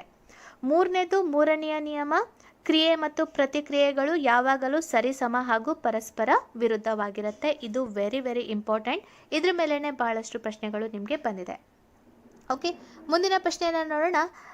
Which of the following device which of the following device is the best suited for measuring the temperature inside metallurgical furnace ಅಂತ ಇದೆ. ಮೆಟಾಲರ್ಜಿಕಲ್ ಫರ್ನನ್ಸ್ ಅಂತ ಇದೆ. ಪೈರೋಮೀಟರ್, ಅದೇ ರೀತಿಯಾಗಿ ಥರ್ಮೋಕಪಲ್, ಥರ್ಮೋಮೀಟರ್, ಥರ್ಮಾಮಿಸ್ಟೋರ್ ಅಂತ ಇದೆ. ಥರ್ಮಿಸ್ಟರ್ ಅಂತ ಹೇಳ್ಬೋದು, ನಾಲ್ಕನೇದನ್ನು. ಸೊ ಹಾಗಾದರೆ ಮೆಟಲರ್ಜಿಕಲ್ ಕುಲುಮೆಗಳ ಒಳಗೆ ತಾಪಮಾನವನ್ನು ಅಳೆಯಲು ಈ ಕೆಳಗಿನ ಯಾವ ಸಾಧನವು ಹೆಚ್ಚು ಸೂಕ್ತವಾಗಿದೆ? ನಿಮಗೆ ಇಲ್ಲಿ ಮೆಟಲರ್ಜಿಕಲ್ ಕುಲುಮೆ ಅಂದರೆ ಏನು ಅಂತ ಗೊತ್ತಾಗಲಿ ಅಂತ ಇಲ್ಲಿ ನಿಮಗೆ ಚಿತ್ರದಲ್ಲಿ ತೋರಿಸ್ತಿದ್ದೀನಿ. ಸೊ ಇದನ್ನೆಲ್ಲ ಈ ಸ್ಟೀಲ್ ಇಂಡಸ್ಟ್ರಿಗಳಲ್ಲಿ ಅಲ್ಲೆಲ್ಲ ಜಾಸ್ತಿ ಬಳಸ್ತಾರಲ್ಲ, ಸೊ ಅವುಗಳನ್ನು ಮೆಟಲರ್ಜಿಕಲ್ ಕುಲುಮೆ ಅಂತ ಹೇಳ್ತೀವಿ. ಸೊ ಅದರ ಒಳಗೆ ಇರುವಂಥ ತಾಪಮಾನವನ್ನು ಎಷ್ಟಿದೆ ಅಂತ ಯಾವುದರ ಮೂಲಕ ನಾವು ಮೆಜರ್ ಮಾಡ್ತೀವಿ ಅಂತ ಇಲ್ಲಿ ಪ್ರಶ್ನೆ. ಸೊ ಇಲ್ಲಿ ಸರಿಯಾದ ಉತ್ತರ ಪೈರೋಮೀಟರ್, ಆಪ್ಷನ್ ಎ ಇದೆಯಲ್ಲ ಅದು ಸರಿಯಾಗಿದೆ. ಆ pyrometer is a type of remote sensing thermometer use to measure the temperature of a surface. ಇದನ್ನು ಪ್ರಮುಖವಾಗಿ ಏನಂತ ಹೇಳಬೇಕಂದ್ರೆ, ಸೊ ಈ ಕುಲುಮೆಗಳಲ್ಲಿ ಬಳಸಲಾಗತ್ತೆ ರಿಮೋಟ್ ಸೆನ್ಸಿಂಗ್, ಅಂದರೆ ದೂರದಿಂದಲೇ ಒಳಗಿನ ತಾಪಮಾನ ಎಷ್ಟಿದೆ, ಆ ಸರ್ಫೇಸ್ನ ತಾಪಮಾನ ಎಷ್ಟಿದೆ ಅಂತ ಆರಾಮಾಗಿ ಈ ಮಾಪಕವನ್ನು ಬಳಸೋ ಮೂಲಕ ನಾವು ಕಂಡುಹಿಡಿಬಹುದು. It is a device that from a distance determines the temperature of a surface from the spectrum of the thermal radiation it emits, a process known as pyrometry and sometimes radiometry. ಇಲ್ಲಿ ಇದೆಯಲ್ಲ, ಅದು ಯಾವ ರೀತಿಯಾಗಿ work ಮಾಡುತ್ತೆ ಅಂದರೆ, ಈ ಕುಲುಮೆಗಳಿಂದ ಹೊರಗೆ ಬರುವಂತಹ ತಾಪಮಾನ, ಸೊ ತಾಪಮಾನ ಅಥವಾ ಆ ಚಿಲುಮೆಗಳು ಹೊರಗೆ ಬರುತ್ತೆ ನೋಡಿ, ಬೆಂಕಿದೆಲ್ಲ ಬರುತ್ತಿರುತ್ತಲ್ಲ, ಸೊ ಅವುಗಳ ಮೂಲಕ ತುಂಬಾ ದೂರದಿಂದಲೇ ನಾವು ಒಳಗೆ ಎಷ್ಟು ಟೆಂಪ್ರೇಚರ್ ಇದೆ ಅಂತ ಆರಾಮಾಗಿ ಕಂಡುಹಿಡಿಬಹುದು. ಸೊ ಈ ಒಂದು ಪ್ರಕ್ರಿಯೆಯನ್ನು ಅಂದರೆ ಥರ್ಮಲ್ ರೇಡಿಯೇಷನ್ಗಳು ಎಷ್ಟು ತಾಪಮಾನವನ್ನು ಹೊರಗೆ ಹಾಕ್ತಾ ಇದೆ ಅನ್ನುವಂಥ ಪ್ರೊಸೆಸನ್ನು ಪೈರೋಮೆಟ್ರಿ ಅಂತ ಪೈರೋಮೆಟ್ರಿ ಅಂತ ಕರಿತೀವಿ, ಮತ್ತು ಒಂದೊಂದು ಸಲ ರೇಡಿಯೋಮೆಟ್ರಿ ಅಂತ ಕರಿತೀವಿ. ಸೊ ಅದಕ್ಕೋಸ್ಕರ ಇಲ್ಲಿ ಸರಿಯಾದ ಉತ್ತರ ಪೈರೋಮೀಟರ್ ಅಂತ ಹೇಳ್ಬೋದು. ಓಕೆ, ಸೊ ಒಂದೊಂದು ಸಲ ಇಂಗ್ಲೀಷ್ನಿಂದ ಕನ್ನಡದಲ್ಲಿ ಟ್ರಾನ್ಸ್ಲೇಟ್ ಮಾಡಿ ಹೇಳುವಾಗ ಸ್ವಲ್ಪ ನಿಧಾನ ಆಗುತ್ತೆ. ಸೊ ಯಾಕಂದರೆ ಒಂದೊಂದು ವರ್ಡ್ಗಳು ಕನ್ನಡದಲ್ಲಿ ನನಗೆ ನಿರ್ದಿಷ್ಟ ಒಂದು ಪದ ಸಿಗದೇ ಇದ್ದಾಗ ಸ್ವಲ್ಪ ಲೇಟ್ ಆಗುತ್ತೆ ಅಂತ ಹೇಳ್ಬೋದು. ಮುಂದಿನ ಪ್ರಶ್ನೆ, which of the following device is use to measure humidity? So hydrometer, hygrometer, psychometer, anemometer ಅಂತ ಇದೆ. ಆರ್ದ್ರತೆಯನ್ನು ಅಳೆಯಲು ಈ ಕೆಳಗಿನ ಯಾವ ಒಂದು ಉಪಕರಣವನ್ನು ನಾವು ಬಳಸ್ತೀವಿ ಅಂತ, ಸಾಧನವನ್ನು ಬಳಸ್ತೀವಿ ಅಂತ. ಸೊ ಇಲ್ಲಿ ಸರಿಯಾದಂಥ ಉತ್ತರ ಅಂತ ಹೇಳಬೇಕಂದ್ರೆ ಯಾವುದು? ಹೈಗ್ರೋಮೀಟರ್. ಆಪ್ಷನ್ ಬಿ ಹೈಗ್ರೋಮೀಟರ್ ಸರಿಯಾಗಿದೆ. Humidity is the measure of the amount of moisture in the air. So humidity ಅಥವಾ ಆರ್ದ್ರತೆ ಅನ್ನೋದು ನಮ್ಮ ವಾತಾವರಣದಲ್ಲಿ ಎಷ್ಟು ಒಂದು ಆರ್ದ್ರತೆ ಅಥವಾ ಮಾಯಿಶ್ಚರ್ ಇದೆ ಅನ್ನೋದನ್ನು ಮೆಜರ್ ಮಾಡೋದು. Psychometer is an example of a hygrometer. ಈ ಒಂದು ಯಾವುದು ಸೈಕ್ರೋಮೀಟರ್ ಇದೆ ಅಲ್ಲ, ಈ ಹೈಗ್ರೋಮೀಟರ್ನ ಒಂದು ಉದಾಹರಣೆ ಅಂತ ನಾವು ಹೇಳ್ಬೋದು. Psychrometer uses two thermometers to measure relative humidity. One measures the dry bulb temperature and the other measures the wet bulb temperature. ಇಲ್ಲಿ ಇದೆ ಅಲ್ಲ, ಪ್ರಮುಖವಾಗಿ ಈ ಒಂದು ಸೈಕ್ರೋಮೀಟರ್ ಇದೆ ಅಲ್ಲ, ಈ ಹೈಗ್ರೋಮೀಟರ್ಗೆ ಒಂದು ಉದಾಹರಣೆ. ಈ ಸೈಕ್ರೋಮೀಟರ್ ಇದೆ ಅಲ್ಲ, ಪ್ರಮುಖವಾಗಿ 2 ಥರ್ಮೋಮೀಟರ್ಸ್ಗಳನ್ನು ಮೆಜರ್ ಮಾಡುತ್ತೆ, ಅದನ್ನು ಬಳಕೆ ಮಾಡಿ ಮೆಜರ್ ಮಾಡುತ್ತೆ to measure relative humidity. So ಇಲ್ಲಿ ಒಂದು ಏನು ಮಾಡುತ್ತೆ, ಡ್ರೈ ಬಲ್ಬನ್ನು ಮೆಜರ್ ಮಾಡುತ್ತೆ, ಡ್ರೈ ಬಲ್ಬ್ನಲ್ಲಿ ಇರುವಂಥ ಟೆಂಪ್ರೇಚರನ್ನು. ಇನ್ನೊಂದು ಇದೆಯಲ್ಲ, ವೆಟ್ ಬಲ್ಬ್ನಲ್ಲಿ ಇರುವಂಥ ಟೆಂಪ್ರೇಚರನ್ನು ಎಷ್ಟಿದೆ ಅಂತ ಕಂಡುಹಿಡಿಯಲಿಕ್ಕೆ ಬಳಕೆ ಮಾಡಲಾಗುತ್ತೆ. ಸೊ ಇಲ್ಲಿ ಸರಿಯಾದ ಉತ್ತರ ಹೈಗ್ರೋಮೀಟರ್ ಅನ್ನೋದು ಸರಿಯಾಗಿದೆ. ಮುಂದಿನ ಪ್ರಶ್ನೆ, which of the following disease is caused by the female Anopheles mosquito? So ಹೆಣ್ಣು ಅನಾಫಿಲಿಸ್ ಸೊಳ್ಳೆಗಳಿಂದ ಈ ಕೆಳಗಿನ ಯಾವ ಕಾಯಿಲೆ ಉಂಟಾಗುತ್ತೆ? ನಿಮಗೆಲ್ಲರಿಗೂ ಗೊತ್ತಿರುವ ಹಾಗೆ ಮಲೇರಿಯಾ. ಆಪ್ಷನ್ ಬಿ ಸರಿಯಾಗಿದೆ. ಸೊ ಇದನ್ನು Anopheles is a genus of mosquito first described and named by J.W. Meigan in 1818. So ಇದನ್ನು ಫಸ್ಟಿಗೆ ಕಂಡುಹಿಡಿದು ನಾಮಕರಣ ಮಾಡಿದವರು J.W. ಮೈಗೆನ್ ಅಂತ ಹೇಳ್ಬೋದು. ಸೊ ಇದರಲ್ಲಿ ಸುಮಾರು ಅವರು 460ಕ್ಕಿಂತ ಬೇರೆ ಬೇರೆ ರೀತಿಯಾದಂಥ ಸ್ಪೀಸಸ್ಗಳನ್ನು ಅವರು ರೆಕಾಗ್ನೈಸ್ ಮಾಡಿದರು. ಸೊ ಇಲ್ಲಿ ಪ್ರಮುಖವಾಗಿ ಇದು ಜನರಲ್ಲಿ ಅಥವಾ ಹ್ಯೂಮನ್ಸ್ಗಳಲ್ಲಿ ಮಲೇರಿಯಾಗೆ ಇದು ಕಾರಣ ಆಗತ್ತೆ. Which part of the plant gives us saffron? ಇಲ್ಲಿ ಅಸ್ ಮಧ್ಯದಲ್ಲಿ ಸ್ಪೇಸ್ ಬರಬೇಕಾಗಿತ್ತು. Which part of the plant gives us saffron ಅಂತ, ಸಸ್ಯದ ಯಾವ ಭಾಗವು ನಮಗೆ ಕೇಸರಿಯನ್ನು ನೀಡುತ್ತೆ ಅಂತ. ಸೊ ಇತ್ತೀಚೆಗಷ್ಟೇ ಕೇಸರಿ, ಕಾಶ್ಮೀರದ ಕೇಸರಿ GI ಟ್ಯಾಗ್ಗೆ 2020ನಲ್ಲಿ ಆ್ಯಡ್ ಆಗಿತ್ತು, ಅದನ್ನೊಂದು ನೆನ್ಪಿಟ್ಕೊಳ್ಳಿ. ಸೊ ರೂಟ್ಸ್, ಪೆಟಲ್ಸ್, ಸ್ಟೆಮ್ ಮತ್ತು ಸ್ಟಿಗ್ಮಾ, ಬೇರುಗಳು, ದಳಗಳು, ಕಾಂಡ, ಶಲಾಕೆ ಅಥವಾ ಪುಷ್ಪ ಗರ್ಭ ಅಂತ ಇದೆ. ಇಲ್ಲಿ ಸರಿಯಾದ ಉತ್ತರ ಸ್ಟಿಗ್ಮಾ ಅಥವಾ ಶಲಾಕೆ ಪುಷ್ಪ ಗರ್ಭ. ಆಪ್ಷನ್ ಡಿ ಸರಿಯಾಗಿದೆ. Saffron is a spice derived from the flower of crocus sativus ಅಂತ ಇದೆ. ಸೊ ಇದು ಪ್ರಮುಖವಾಗಿ ಈ ಒಂದು ಸಸ್ಯದಿಂದ ಪಡೆಯಲಾಗುತ್ತೆ, commonly known as saffron crocus. So ಇವುಗಳನ್ನು ಸಾಮಾನ್ಯವಾಗಿ ಸ್ಯಾಫ್ರನ್ ಕ್ರಾಕಸ್ ಅಂತ ಕರಿತೀವಿ. ಅವುಗಳಿಂದ ನಾವು ಕೇಸರಿಯನ್ನು ಪಡ್ಕೋತೀವಿ. The vivid crimson stigmas and styles called threads are collected and dried to be used mainly as a seasoning and coloring agent in food in the world's most costly species by weight. So ಇಲ್ಲಿ ನೋಡಿ, ಇದನ್ನು ಪ್ರಮುಖವಾಗಿ ಈ ಒಂದು ಪುಷ್ಪ ಗರ್ಭ ಅಥವಾ ಶಲಾಕೆಗಳಿಂದ ಅವುಗಳನ್ನು collect ಮಾಡಿಕೊಂಡು ಒಣಗಿಸಿ, ಸೊ ಇದನ್ನು ಯಾವುದಕ್ಕೆ ಬಳಸ್ತೀವಿ? ನಮ್ಮ ಒಂದು ಆಹಾರದಲ್ಲಿ ಕಲರನ್ನು ತರಲಿಕ್ಕೆ ಮತ್ತು ಸೀಸನಿಂಗ್ಗೋಸ್ಕರ ಇದನ್ನು ಬಳಕೆ ಮಾಡಲಾಗತ್ತೆ. ಮತ್ತು ಮೋಸ್ಟ್ ಕಾಸ್ಟ್ಲಿ ಆಗಿರುವಂತಹ ಒಂದು ಪದಾರ್ಥ ಅಂತ ಕೂಡ ಇದನ್ನು ನಾವು ಕನ್ಸಿಡರ್ ಮಾಡ್ತೀವಿ. ಯಾಕಂದರೆ ಒಂದು ಹೂವಿನಿಂದ ಕೇವಲ 3 ದಳ ಬರುತ್ತೆ. ಆ ಸ್ಯಾಫ್ರನ್ದು ನೋಡಿದಿರಲ್ಲ ಕೇಸರಿದು, ಸೊ 3 ಬರುತ್ತೆ, ಅದಕ್ಕೋಸ್ಕರ. ಸೊ ಹಾಗಾದರೆ ಮುಂದಿನ ಒಂದು ಪ್ರಶ್ನೆಯನ್ನು ನೋಡೋಣ. Which of the following transports water from the roots of the plants to its leaves? ಈ ಕೆಳಗಿನವುಗಳಲ್ಲಿ ಯಾವುದು ಸಸ್ಯಗಳ ಬೇರುಗಳಿಂದ ಅದರ ಎಲೆಗಳಿಗೆ ನೀರನ್ನು ಸಾಗಿಸುತ್ತೆ? Xylem, phloem, both xylem and phloem, cortex ಅಂತ ಇದೆ. ಝೈಲಮ್ ಮತ್ತು ಪ್ಲೋಯಮ್, ಕಾರ್ಟೆಕ್ಸ್ ಅನ್ನೋದು ಸರಿ ಇಲ್ಲಿ ಕೊಟ್ಟಿದ್ದಾರೆ. ಸೊ ಇಲ್ಲಿ ಪ್ರಮುಖವಾಗಿ ಯಾವುದು ಸಸ್ಯಗಳ ಬೇರುಗಳಿಂದ ಅದರ ಎಲೆಗಳಿಗೆ ನೀರನ್ನು ಸಾಗಿಸುತ್ತೆ ಅಂತ ಹೇಳಬೇಕಂದ್ರೆ ಝೈಲಮ್, ಆಪ್ಷನ್ ಎ ಸರಿಯಾಗಿದೆ. So xylem is one of the two types of transport tissues in vascular plant, phloem being the other. ಈಗಾಗಷ್ಟೇ ನಾವು ಹೇಳಿರುವ ಹಾಗೆ. ಸೊ ಇಲ್ಲಿ ಪ್ರಮುಖವಾಗಿ ಝೈಲಮ್ ಅನ್ನೋದು ಸರಿಯಾದ ಉತ್ತರ. ಓಕೆ, ಮುಂದಿನ ಪ್ರಶ್ನೆ. ಓಕೆ, ಸೊ ಇದಿಷ್ಟು 20 ಪ್ರಮುಖವಾದ ಪ್ರಶ್ನೆಗಳು. ಈಗ ನೋಡಿ, ಎರಡರಲ್ಲಿಯೂ ಕೂಡ ನಾನು ಸ್ವಲ್ಪ ಹೇಳಬೇಕಲ್ಲ, ಅದಕ್ಕೆ ಸ್ವಲ್ಪ ಲೇಟ್ ಆಗ್ತಾ ಇದೆ. ಆದರೆ ಒಂದೇ ಲ್ಯಾಂಗ್ವೇಜ್ನಲ್ಲಿ ಇದ್ದರೆ ಬೇಗ ಹೇಳಿ ಹೋಗ್ಬೋದಾಗಿತ್ತು. ಆದರೆ ಇಬ್ರಿಗೂ ಕೂಡ ನೀವು ಇಂಗ್ಲೀಷ್ನಲ್ಲೂ ಬೇಕು, ಕನ್ನಡದಲ್ಲಿಯೂ ಬೇಕು ಅಂತ ಹೇಳಿರೋದ್ರಿಂದ ಸ್ವಲ್ಪ ಲೇಟ್ ಆಗ್ತಾ ಇದೆ. ಸೊ ಆದರೂ ಕೂಡ ನಿಮಗೆ ಅರ್ಥ ಮಾಡಿಸೋದ್ರಲ್ಲಿ ನಾನು ಆದಷ್ಟು ಪ್ರಯತ್ನ ಪಡ್ತಾ ಇದ್ದೀನಿ. ಮತ್ತು ಇದೊಂದೇ ಸಾಮಾನ್ಯ ವಿಜ್ಞಾನ ಅನ್ನೋದನ್ನು ಮಾತ್ರ ನೋಡ್ಕೊಂಡು ಬರಬೇಡಿ. ಬಹಳಷ್ಟು ಟಾಪಿಕ್ಗಳು ಇದೆ. ಜಿಯೋಗ್ರಫಿ ಇರ್ಬೋದು, ಆಮೇಲೆ ಈ ಒಂದು ಎನ್ವೈರ್ಮೆಂಟ್ ಆಗಿರ್ಬೋದು, ಕರೆಂಟ್ ಅಫೇರ್ಸ್ ಆಗಿರ್ಬೋದು, ಸ್ಟ್ಯಾಟಿಸ್ಟಿಕ್, GK ಆಗಿರ್ಬೋದು. ಆ ಒಂದು ಟಾಪಿಕನ್ನು ನೋಡಿಕೊಂಡು ಕೂಡ ಬನ್ನಿ. ಯಾಕಂದರೆ STA ಅವುಗಳು ಕೂಡ ಅಷ್ಟೇ ಉಪಯುಕ್ತ ಆಗಿದೆ. ಓಕೆ, ಇದಿಷ್ಟು ಈ ಭಾಗದ ಮಾಹಿತಿ. Thank you so much. ಈ ವಿಡಿಯೋ ಇಷ್ಟ ಆದರೆ ದಯವಿಟ್ಟು ಲೈಕ್ ಮಾಡಿ, ಶೇರ್ ಮಾಡಿ, ಸಬ್ಸ್ಕ್ರೈಬ್ ಮಾಡ್ಕೊಳ್ಳಿ. ನಾಳೆಯಿಂದ ಮತ್ತೆ ಬೇರೆ ಟಾಪಿಕ್ಗಳನ್ನು ಡಿಸ್ಕಸ್ ಮಾಡೋಣ. Okay, thank you so much. ರಿಂದ ಉಂಟಾಗುವ ರೋಗಗಳು, ಅವುಗಳ ಲಕ್ಷಣ, ಯಾವ ಒಂದು ವೈರಸ್ ಅನ್ನೋದರ ಕುರಿತಾಗಿ ನಾನಿವಾಗ ಮಾಹಿತಿಯನ್ನು ಹೇಳ್ತಾ ಹೋಗ್ತೀನಿ. ಸೊ ಹಾಗಾದರೆ ಸ್ಟಾರ್ಟ್ ಮಾಡೋಣ. ಸೊ ಮೊದಲನೇದು ರೇಬಿಸ್. ಸೊ ರೇಬಿಸ್, ಇದಕ್ಕೆ ಸಂಬಂಧಪಟ್ಟಂತಹ ವೈರಸ್ ಯಾವುದು ಅಂತ ಹೇಳಬೇಕಂದ್ರೆ ರಬ್ಡೋವಿರಿಡೆ ಅಂತ ನಾವು ಹೇಳ್ಬೋದು. ಸೊ ಯಾವ ರೀತಿಯಾಗಿ ಇದು ಹರಡುತ್ತೆ ಅಂತ ಹೇಳಬೇಕಂದ್ರೆ ಹುಚ್ಚು ನಾಯಿ ಕಡಿತದಿಂದ ಇದು ಓಕೆ. ಸೊ ಹರಡುವ ವಿಧಾನ ಅಂತ ಹೇಳಬೇಕಂದ್ರೆ ಹುಚ್ಚು ನಾಯಿ ಕಡಿತದಿಂದ ಇದು ಹರಡುತ್ತೆ.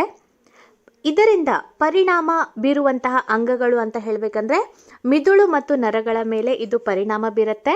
ಸೊ ರೋಗದ ಲಕ್ಷಣಗಳು ಸಾಮಾನ್ಯವಾಗಿ ಬುದ್ಧಿ ಭ್ರಮಣೆ, ಜೊಲ್ಲೆ ಸುರಿಸುವುದು, ನೀರು ಕಂಡರೆ ಭಯ, ಹೈಡ್ರೋಫೋಬಿಯಾ ಕೂಡ ಆಗತ್ತೆ ಅಂತ ಹೇಳ್ಬೋದು ರೇಬಿಸ್ನಿಂದ. ಓಕೆನಾ? ಸೊ ನೆಕ್ಸ್ಟ್ ಕ್ವಶನ್ ನೋಡೋಣ, ಪೋಲಿಯೋ. ಸೊ ಇವಾಗ ಭಾರತ ಸಂಪೂರ್ಣವಾಗಿ ಪೋಲಿಯೋ ಮುಕ್ತ ದೇಶ ಆಗಿದೆ. ಸೊ ಆದರೂ ಕೂಡ ಕ್ವಶನ್ಸ್ಗಳು ಬರ್ತಾನೆ ಇರತ್ತಲ್ವಾ. ಸೊ ಯಾವ ವೈರಸ್ನಿಂದ ಅಂತ ಹೇಳಬೇಕಂದ್ರೆ ಪೋಲಿಯೋ ವೈರಸ್ ಅಂತ ಹೇಳ್ಬೋದು. ಹರಡುವ ವಿಧಾನ ನೀರು, ನೊಣ, ಸೊಳ್ಳೆಗಳಿಂದ ಬಾಯಿಯ ಮೂಲಕ ಅಂತ ಹೇಳ್ಬೋದು. ಪರಿಣಾಮ ಬೀರುವ ಅಂಗಗಳು ನರಗಳು. ರೋಗ ಲಕ್ಷಣಗಳು ಅಂದರೆ ನರಗಳಿಗೆ ಸೋಂಕು ತಗುಲಿದಾಗ ಸ್ನಾಯುಗಳು ಅಶಕ್ತವಾಗಿ ಅಂಗವಿಕಲತೆ ಉಂಟಾಗತ್ತೆ ಪೋಲಿಯೋದಲ್ಲಿ. ಓಕೆ, ನೆಕ್ಸ್ಟ್ ನೋಡೋಣ. ಸೊ ಮಂಗನ ಬಾವು ಅಥವಾ ಮಮ್ಸ್ ಅಂತ ಹೇಳ್ಬೋದು. ಸೊ ಈ ಮಂಗನ ಬಾವು ಮಮ್ಸ್ ವೈರಸ್ನಿಂದ ಉಂಟಾಗುತ್ತೆ ಅಂತ ಹೇಳ್ಬೋದು. ಹರಡುವ ವಿಧಾನ ಜೊಲ್ಲು ರಸದಿಂದ ಗಾಳಿಯ ಮೂಲಕ.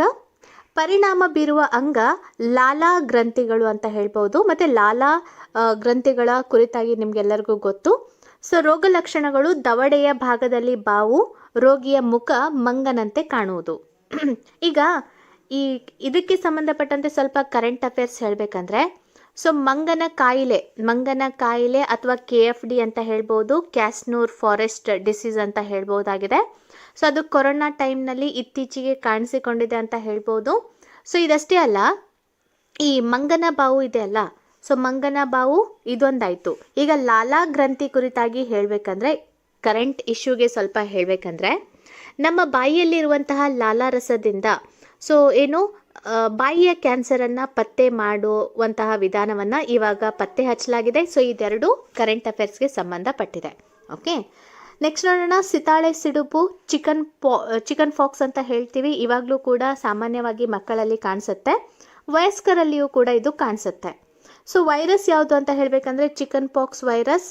ಸೊ ರೋಗ ಲಕ್ಷಣಗಳು ಕೆಂಪು ಚುಕ್ಕೆಗಳು ಎದೆ ಮತ್ತು ಬೆನ್ನಿನ ಮೇಲೆ ಒಮ್ಮೆಲೆ ಕಾಣಿಸುವುದು. ಸೊ ಇದರ ಒಂದು ಲಕ್ಷಣ ಅಂತ ನಾವು ಹೇಳ್ಬೋದು. ಸೊ ಕಾಲುಬಾಯಿ ರೋಗ. ಸೊ ಹರಡುವ ವಿಧಾನ ಸಂಪರ್ಕ ಮತ್ತು ಗಾಳಿ. ಪರಿಣಾಮ ಬೀರುವ ಅಂಗ ಕಾಲಿನ ಗೊರಸು ಮತ್ತು ನಾಲಿಗೆ. ರೋಗ ಲಕ್ಷಣಗಳು ಕಾಲಿನ ಗೊರಸುಗಳ ನಡುವೆ ಗುಳ್ಳೆಗಳಾಗತ್ತೆ, ನಾಲಿಗೆಯ ಮೇಲೆ ಗುಳ್ಳೆಗಳಾಗತ್ತೆ. ಸೊ ಇದನ್ನು ಕಾಲುಬಾಯಿ ರೋಗ ಅಂತ ಹೇಳ್ಬೋದು. ಸೊ ಕಾಲುಬಾಯಿ ರೋಗದ ಕುರಿತಾಗಿ ಬಹಳಷ್ಟು ಸಲ ಕ್ವಶನ್ ಬಂದಿದೆ. ಸೊ ಪ್ರಾಣಿಗಳಲ್ಲಿ ಸಾಮಾನ್ಯವಾಗಿ ಕಂಡುಬರುವಂತಹ ರೋಗ. ಓಕೆ, ಸೊ ಇವಾಗ ಬ್ಯಾಕ್ಟೀರಿಯಾಗಳಿಂದ ಬರುವಂತಹ ರೋಗಗಳ ಕುರಿತಾಗಿ ಇವಾಗ ಒಂದೊಂದೇ ಮಾಹಿತಿಗಳನ್ನು ನೋಡ್ತಾ ಹೋಗೋಣ, ವೆರಿ ಇಂಪಾರ್ಟೆಂಟ್ ಆಗಿರೋದನ್ನು. ಸೊ ಧನುರ್ವಾಯು ಅಥವಾ ಟೆಟಾನಸ್ ಅಂತ ಹೇಳ್ಬೋದು.